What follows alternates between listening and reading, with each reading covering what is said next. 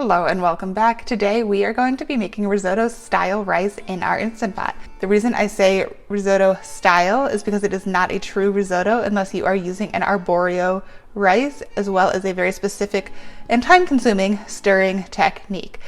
I am the mom of a young toddler. I don't have time for a labor-intensive meal. I'm sure you don't have time for a labor-intensive meal right now either. So we're going to use some of the features on our Instant Pot to get a risotto style meal. After you have your Instant Pot on sauté, you're going to want to get some chicken broth. Usually I would measure out my rice first to see how much I had, and this is the last of my chicken broth, so I wanted to see how much broth I had before I decided exactly how much rice I was going to cook. So I have, oh perfect, all right, so I have 1 cup of broth, right, and remember our pot's already on sauté, so it's going to be warm. It's because you want your broth to heat up a little bit first. So I'm going to put in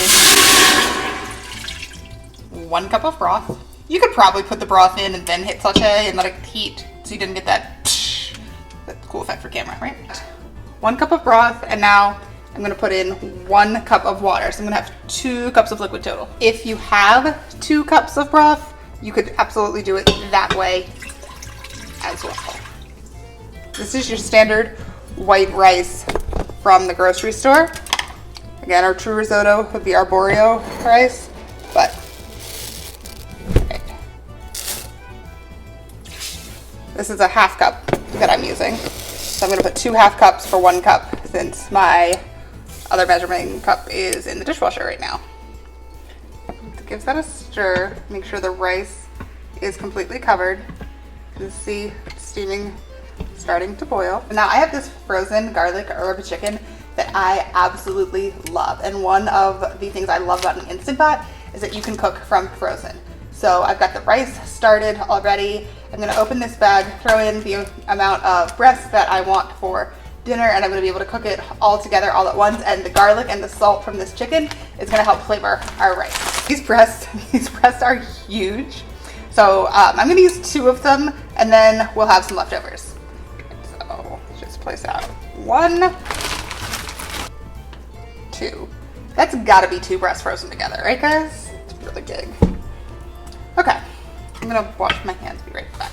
Usually for really good Instant Pot rice, you do a 1-to-1 ratio. So 1 cup of rice to 1 cup of liquid, but we did 1 cup of rice to 2 cups of liquid. And what that's gonna do is gonna create kind of a sauce that you would think of in a risotto. Also in a true risotto, you would use butter and cheese, but my daughter's dairy free, so obviously we are not doing that for this.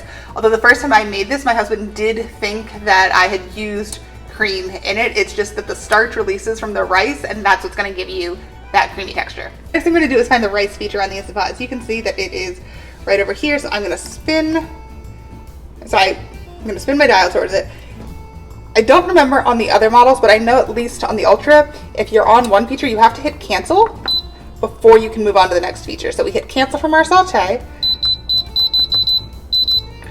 and then we're gonna go to the rice. And if you notice, it is low pressure. That is what you want for rice dishes, particularly if you are trying to make a creamy risotto style rice dish. So we are just gonna go ahead and hit start. So when this is done, I'm gonna let it natural release. That will help keep the chicken a little bit more tender. We'll probably be able to just shred the chicken with a fork when this is done. And that is also what is going to help create that sauce around your rice. And really all the sauce is your chicken stock and your starch that has released from the rice. I will see you guys when this is done.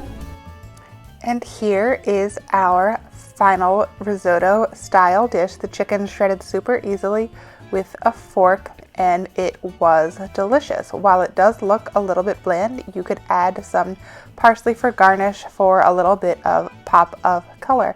Thank you so much for watching, and I will see you guys next time.